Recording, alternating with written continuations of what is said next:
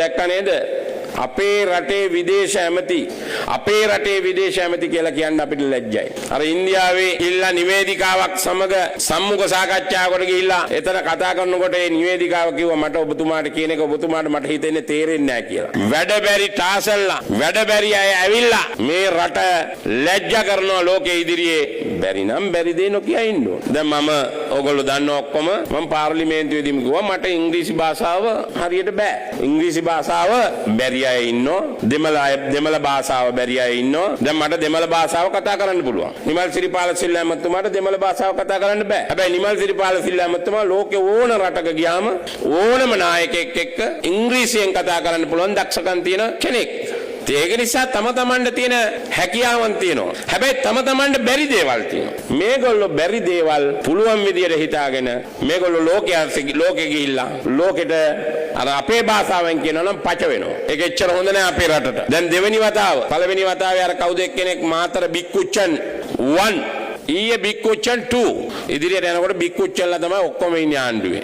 එහෙම විදේශ ඇමතිලා නෙවෙයි අපේ ආණ්ඩුවල හිටියේ. ලස්මන් කදිරගාමර ඒ වගේ හොඳ දක්ෂ විදේශ ඇමතිලා හිටපු ලෝකයේ හැම කෙනාම අවධානයට ගත්ත පක්ෂයක් තමයි මේ ශ්‍රී ලංකා නිදහස් පක්ෂය. පැතිනි යනකොට චීනෙන් කොහොමද පිළිගන්නේ? රුසියාවෙන් කොහොමද මැතිනිව පිළිගත්තේ? චන්ඩිකා බණ්ඩාරනායක මැතිනිය යනකොට ලෝකේ කොහොමද පිළිගත්තේ? අපේ නායකයා නිමල් සිරිපාල සිල්වා මහත්මයා ලෝක සෞඛ්‍ය සංවිධානයේ සභාපති ධූරය කරා. ලේසි සෙල්ලමක්ද? ලෝක සෞඛ්‍ය සංවිධානයේ සභාපති ධූරය කරනවා කියන එක ලේසි සෙල්ලමක්ද?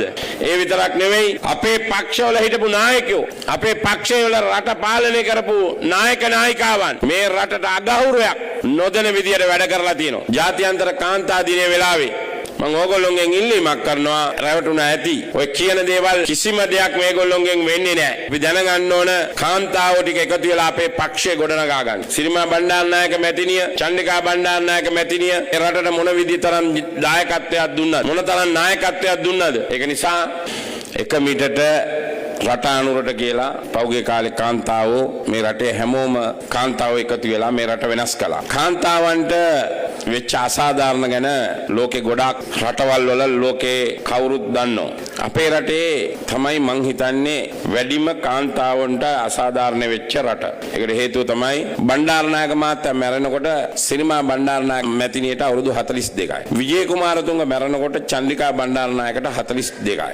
මැතිනිය ඉපදිලා තියෙන්නේ 1917. 59 තමයි බණ්ඩාරනායක මහත්තයා වෙඩි තියලා මැරුවේ. විජේ කුමාරතුංග ඉපදුනේ 45 චන්ද්‍රිකා බණ්ඩාරනායකත් 45. විජේ කුමාරතුංගට 88 වෙඩි තියනකොට චන්ද්‍රිකා බණ්ඩාරනායකටත් 42ක් වගේ. 70 මැතිනිගේ ආණ්ඩුවයි ජනතා විමුක්ති පෙරමුණයි අතර සටනෙන් විශාල පිරිසක් මැරුණා. කාන්තාවෝ අසරණ වුණා. ස්වාමි පුරුෂයා නැති වුණා. සමහරුන්ට සමහර කාන්තාවන්ට තාත්තලා නැති වුණා. ඉතින් ඒ වගේ 70 83 ඉඳන් 2009 වෙනකන් අපේ රටේ LTT යුද්ධෙන් උතුරේ කාන්තාවන්ට ස්වාමි පුරුෂයා නැති වුණා. දකුණේ කාන්තාවන්ට ස්වාමි පුරුෂයා නැති වුණා. දරුවෝ නැති වුණා. ලක්ෂයකට වැඩිය නැති වෙලා තිනවා උතුරේ නැගෙනහිර උතුරේ දකුණේ දෙගොල්ලොන්ගේ. මේ වෙනකොට 88 යුද්ධෙන් 60,000ක් නැති වෙලා තියෙනවා. දෙගොල්ලොන්ගෙම හමුදාවල සටන් කරපු ඒ පක්ෂවල සියලු දෙනාගේම ස්වාමි පුරුෂයෝ නැති වෙලා. දැනට මේ යන යුද්ධේ මේ අරාබිය ඉරානය සහ ඇමරිකාව ඊශ්‍රායලය යන යුද්ධේ දැනට මැරලා තියෙන්නේ 5000යි.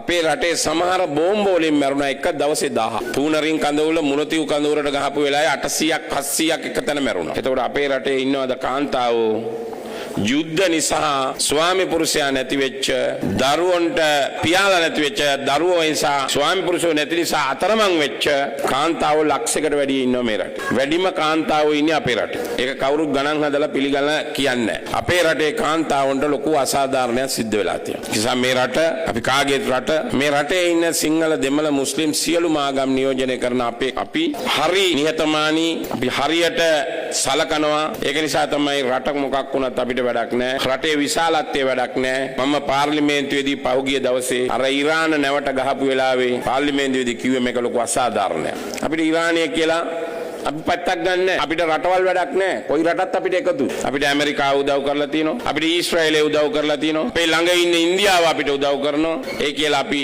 අසාධාරණකම් වලට පෙනී හිටින්න බෑ. මූද මැද අනාථ වෙච්ච නාවික හමුදා සොල්දාදුවෝ 150කට වැඩිය මැරුණා. 40ක් විතර දැන් මූදේ හොයාගන්න බැරි වෙලා තියෙනවා. 110ක් මරණ තියෙනවා. දැන් මේ මරණ ටික ගෙනියනකම් එහෙ කාන්තාව බලා ඉන්නවා ඉරානේ. දැන් මේ මරණ ටික පීෂර් එකකට දාලා මෙහෙ තියාගෙන ඉන්නවා. ඒ රටට ගෙනියන්න බෑ යුද්ධෙ හින්දා. මේ මරණ ටික සාමාන්‍යයෙන් මෙතන මුස්ලිම් කාන්තාවෝ ඉන්නවා. පැය 24න් භූමි දානය කරනවා මුස්ලිම් මරණයක්. ඒක තමයි මේ මුස්ලිම් ආගමේ නීතිය. නමුත් අද ඒ නාවික හමුදා මරණ ටික තාම මිහිදම් කරගන්න බැරුව තියෙනවා ඒ ඉරානේ මරණ ටික. දැන් ඉරානෙන් ඉල්ලනවා මේ මරණ ටික එවන්න කියලා. ඒව වෙනුවෙන් අපි පාර්ලිමේන්තුවේදී මොන රටක් වුණත් අසාධාරණ විදියට වැඩ කරනවා නම් ඒව වෙනුවෙන් පෙනී හිටින්න අපි පාර්ලිමේන්තුවට ගිහිලා ඒ වෙනුවෙන් කතා කරන්න තමයි ඉන්නේ.